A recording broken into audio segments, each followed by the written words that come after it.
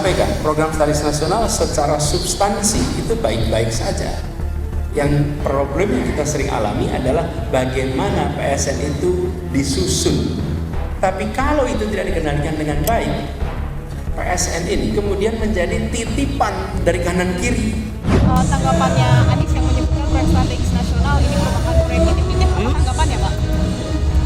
Ya ditunjuk saja. Proyek yang mana, yang titip siapa? Udah. Pak, soal kereta cepat, Pak. Gimana Pak? Kanan kiri itu siapa? Dia bilang titipan. Proyek strategis nasional itu titipan dibilang nggak Pak? Gimana tuh Pak? Sebutin aja datanya secara terbuka. Yang nitip siapa? Pakai data. Kalau pakai data nanti tidak akan membuat orang punya interpretasi lain. Saya sudah tahu jangan dibuka telanjang itu. Jadi proyek selama ini semuanya berdasarkan pada kebutuhan Pak atau apa komentarnya Pak sebentar? Bukan. Konteksnya pertanyaan Anda tadi loh. Itu titipan kiri kanan itu siapa? Buka aja. Untuk kepentingan bangsa kita harus menuruti nasihat Bang Anies itu. Ya. Harus hati-hati karena tendensinya bahwa ada titipan kiri kanan itu sangat kuat. Kalau saya dimintain bukti itu dalam waktu dekat mungkin nggak bisa, tapi kalau saya diberikan waktu yang agak lama mungkin bisa membuktikan pembuktian mungkin bukan secara hukum, secara akademis ya. Pembuktian secara akademis berbeda secara hukum. Sebenarnya kan Pak Yani juga udah mengatakan tadi fakta hukumnya. Fakta hukum sudah ada. Kasus BTS misalnya, kan dikorupsi. Ya kan orang bilang, oh ini menterinya Nasdem. Iya, menterinya Nasdem. Kasusnya kan tidak tapi hanya Nasdem. kasusnya bukan hanya Nasdem. Nasdem itu makannya 500 juta staf khususnya. Ya kan, tapi ada yang makan 4,5 triliun yang sampai sekarang sudah diinvestigasi sebuah majalah tapi tidak pernah disentuh. Ada 27. Ya kan? Ada yang 27 miliar ini udah muncul lagi di media, sekarang mau diperiksa lagi oleh kejaksaan. Yang sekarang diangkat oleh Pak Jokowi jadi menteri. Menteri Pemuda Olahraga. Misalnya gitu. Ini kan muncul lagi di koran mau diperiksa lagi. Oh, anak muda tuh. Anak muda yang dibangga-banggakan Jokowi kan. Nah, kemudian ada lagi kasus MBZ. MBZ ini katanya terkait dengan Yusuf Kala punya orang di Bukaka, tapi bisa jadi juga sebenarnya itu kan ditarget Yusuf Kala ini. Kenapa? Jadi kalau ini saya lihat lihat alur saya nggak tahu persis Kalau saya lihat baca bahwa sesungguhnya Yusuf Kala ini ada perusahaannya Bukaka itu adalah subkon hanya menyediakan orang beli sama dia masalah beton dan lain sebagainya. Karena dia menyediakan beton, dia memasang. Masalah yang penentuan ini lebar, panjang apa itu kan bukan dia menentukan, hanya pelaksana teknis itu. Tapi kalau gini ya Pak Yani, saya pikirin Pak Yani kan lama di Komisi 3 ini ya. Kalau sekarang itu 2022 ya, sekarang 2023, maksudnya 2022 itu dicatat kan indeks persepsi korupsi kita kan paling buruk tuh, 31. Sangat terburuk kan sepanjang sejarah. Tiba-tiba sekarang muncul lagi nih BTS. Muncul lagi Kemenq 349 triliun, ya kan kasus 300 sekian triliun itu impor emas. Yang Mahfud teriak awalnya Pak Mahfud sekarang nggak kedengaran lagi. Muncul lagi MBZ 1,5 triliun, muncul lagi Waskita. Pada ditangkapin, ini muncul di mana-mana. Ini kira-kira nih kalau dari 31 ini bisa jadi indeksnya 10 nggak nih kayak negara-negara Afrika dan negara ini nih? Kalau mau dibuka semua, ini kan hanya ada orang yang belum kena, bukan berarti dia tidak terindikasi korupsi, hanya belum kena aja. Belum kena aja di kementerian dan sebagainya, belum kena aja. Kalau belum ya kan? Karena ini jangan-jangan kita lima besar tebang pilih ya. Bukan tebang pilih-pilih baru ditebang. Nah, karena kalau dulu satu hari saya ketemu Pak Yasin bekas KPK, dia bilang Saganda dulu di masa lalu tuh namanya tebang matang. Tebang matang tuh diurut dulu yang mana yang mau dikejar kasusnya. Jangan tiba-tiba Muhaimin dibuat kasus baru, misalnya sistem informasi tenaga kerja diperiksa bulan Juli tahun yang sama, tahun sekarang, kemudian tiba-tiba dihebohkan sekarang. Ya kan? Nah, kalau misalkan dia tebang matang, dia bilang tebang matang tuh dilihat dulu yang mana yang paling dalam, misalkan kasus korupsi sumber waras, ya kan Jakarta mobilnya sampai busuk di mana tuh sekarang kan mandek kasusnya. Kemudian kasus-kasus lain yang mandek-mandek ini mestinya harusnya KPK lebih fokus pada tebang matang itu kan gitu ya kan. Jangan sampai dekat-dekat pemilu ini itu justru dijadikan alat politik. Kalau saya lihat KPK kan tidak ada isu kasus-kasus besar. Makanya orang jangan kita salahkan publik, masyarakat menilai KPK. Jauh lebih progresif kejaksaan. Sekarang kan mau masuk lagi kasus minyak goreng. Iya, Kementerian betul, Perdagangan. betul. Ya, tapi kan kejaksaan ini kan saya lihat kan lebih ini ya, lebih progresif ya, lebih bagus dibanding KPK. Jauh lebih bagus, walaupun dia punya sampai skala mana. Iya, maksudnya nggak apa-apa itu kan KPK lebih bagus dari kejaksaan. Ya, harusnya monitor kan dan lain-lain. Ya, harusnya dia memonitor, dia punya fungsi itu. Menurut kewenangan KPK itu punya bahkan dia bisa ambil alih perkara yang ada di kejaksaan. Tapi buat kita nggak jadi masalah, itu kan akan berlanjut nanti. Kalau ada perubahan rezim kan tinggal kita lanjutkan saja. Kasus BTS kita tinggal lanjutkan, kasus minyak goreng yang sebelumnya. Kan ada lagi kasus minyak goreng yang sebelumnya. Yang masalah perusahaan masalah perminyakan ini CPO. Iya, kan maksudnya gini, kayak kasus Mentan ya, yang sekarang dijadikan tersangka oleh KPK. Kasusnya itu kan sebenarnya lebih kecil dibandingkan kasus food estate. Jauh sekali skalanya ya. Skalanya kan. Skalanya dengan dampaknya. Bahkan orang-orang di Kalimantan, LSM Walhi apa segala bilang tikus kodok-kodok aja sudah menangis di sana karena karena hancur lingkungan. Sekjen daripada PDI sudah bilang itu kejahatan lingkungan. Berita-berita mengatakan ada 1 triliun uang masuk ke rekening partai politik, misalnya gitu. Ya, partai politik tertentu ya kan. Nah, maksud saya ini kan harusnya itu KPK harus mencium itu karena ini big case gitu kan. Nah, bukan misalkan Mentan, bukan saya nggak ini maksudnya ini kok kelihatan saya pikir-pikir nih bukan tebang matang ya. Ini agak tebang pilih gitu ya. Tapi ya is okay lah, itu hak dia ya.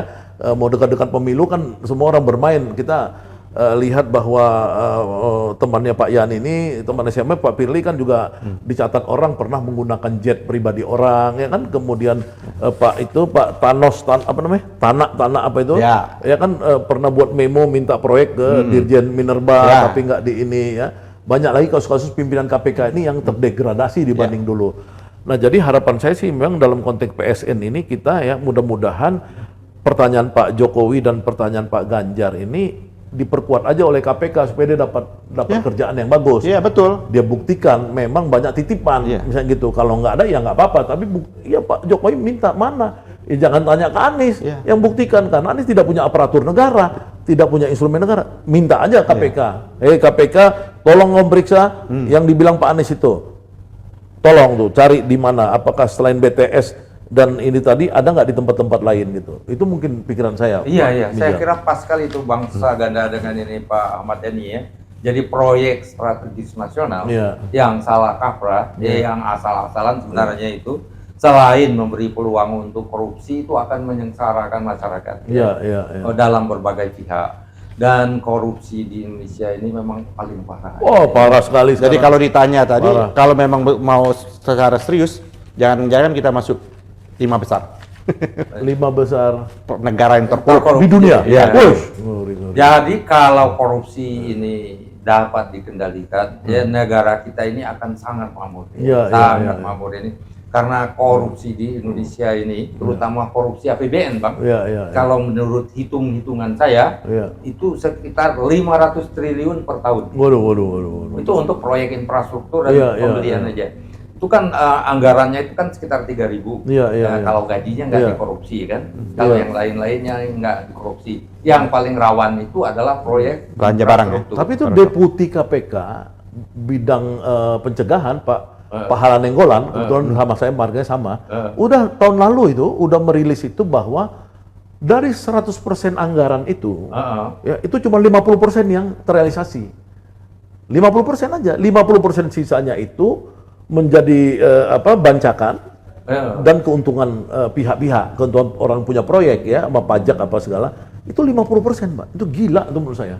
Itu deputi itu kalau kita Google ya, deputi pencegahan KPK mengatakan 50% saja uang infrastruktur itu digunakan.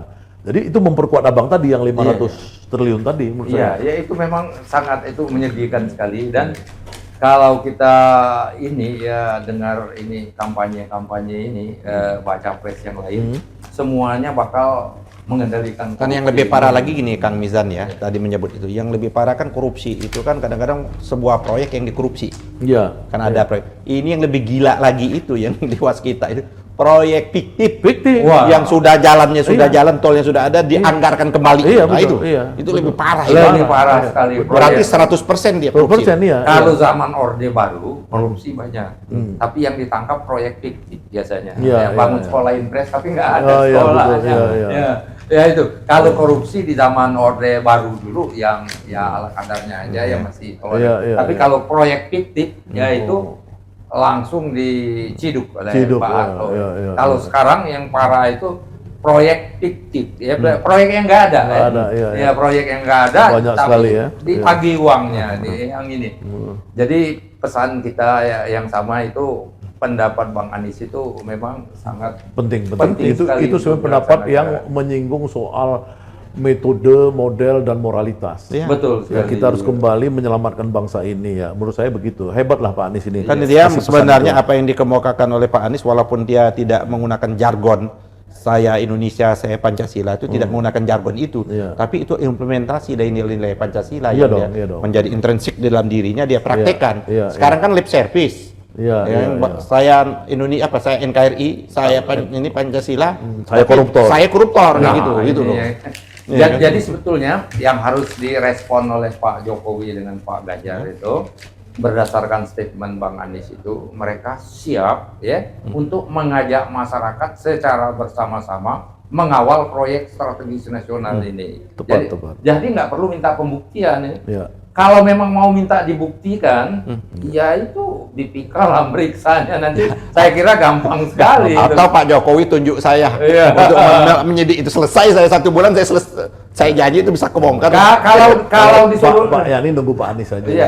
Kalau saya dibantu oleh Bang Nenggolan atau teman-teman saya peneliti lain yang kurang kerjaan sekarang ya, mau membuktikan itu dan saya diberi akses untuk membuka dokumen, membuka segala, saya kira nggak akan sukar Iya, membuktikan iya. itu bahwa itu memang titipan itu. Kita tunggu aja lah. Iya. Tunggu aja. Insya Allah Sabar, kalau Anies sabar. menang kita bisa buktiin. Jadi kita harapkan mawas dirilah, ya mawas dirilah pemerintah itu bahwa memang ya korupsi di kita ini memang merajalela sekali.